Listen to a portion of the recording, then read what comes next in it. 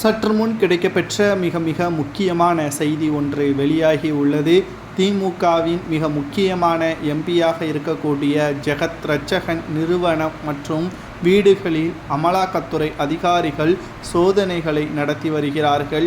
ஏற்கனவே ஜெகத் ரட்சகன் வீட்டிலிருந்து பல கோடிகள் கைப்பற்றப்பட்டிருக்கக்கூடிய நிலையில் மீண்டும் இரண்டாவது முறையாக பாண்டி பஜாரில் திலக் தெருவில் ஜெகத் ரட்சகனுக்கு சொந்தமான நிறுவனத்தில் காலை 8 மணி முதல் அமலாக்கத்துறை அதிகாரிகள் சோதனைகளை நடத்தி வரக்கூடிய நிலையில் பல ஆயிரம் கோடி கடந்த 2021 சட்டமன்ற தேர்தலின் பொழுது முதல்வர் மு.க.ஸ்டாலினுக்கு கொடுத்ததாகவும் தேர்தல் செலவுக்காக இது கொடுக்கப்பட்டதாக கணக்கு காட்டப்பட்டிருப்பதாக தற்பொழுது அமலாக்கத்துறை அதிகாரிகள் கண்டுபிடித்திருக்கிறார்கள். இதற்காகத்தான் மீண்டும் ஜெகத் ரட்சனுக்கு எம்பி பதவியும் கொடுத்து வருகிறார் முதல்வர் மு.க.ஸ்டாலின் அவர்கள். அதை தேர்தலில் வெற்றியடைவதற்கு பல கோடிகளை செலவும் செய்திருக்கிறார் ஜெகத் ரட்சகன் என்ற தகவலும் தற்பொழுது கிடைக்கப்பெற்றுள்ளது.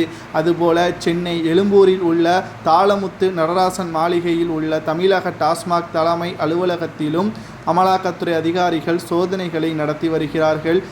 திமுக மத்திய அரசிற்கு எதிராக இருமொழி கொள்கையை ஆதரித்து மும்மொழி கொள்கையை எதிர்த்து வரக்கூடிய நிலையில் அமலாக்கத்துறை அதிகாரிகளை தூண்டி தற்பொழுது பாஜக குளிர்காய்வதாக திமுகவினர்கள் தெரிவித்து வருகிறார்கள். நீங்கள் தவறு செய்யாமல் இருந்தால் எதற்காக உங்களை அமலாக்கத்துறை அதிகாரிகள் கைது செய்கிறார்கள் என்பதுதான் இப்பொழுது கேள்வியாக இருக்கிறது.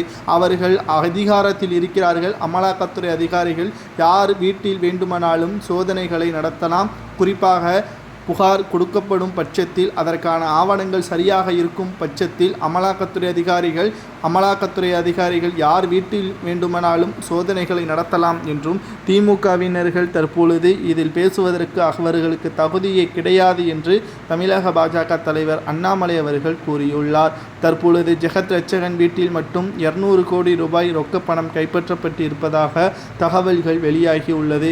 ஏற்கனவே ஜெகத் ரட்சகன் அவர்கள் நடத்தி வரக்கூடிய மருத்துவ கல்லூரியில் பிணத்திற்கு மேல் பணத்தை பதுக்கி வைத்திருப்பதாக கடந்த சில ஆண்டுகளுக்கு முன்பாக சோதனையின் பொழுதில் வெட்டு வெளிச்சத்திற்கு வந்த நிலையில் அதிகாரத்தை பயன்படுத்தி கைது செய்வதிலிருந்து தப்பித்து விட்டார். ஆனால் இந்த முறை எம்பியாக இருக்கக்கூடிய ஜெகத் ரட்சகன் சிறைக்கு செல்வது உறுதிதான் என்றும் முதல்வர் மு.க.ஸ்டாலின் அவர்கள் நினைத்தாலும் இதை தடுக்க முடியாது.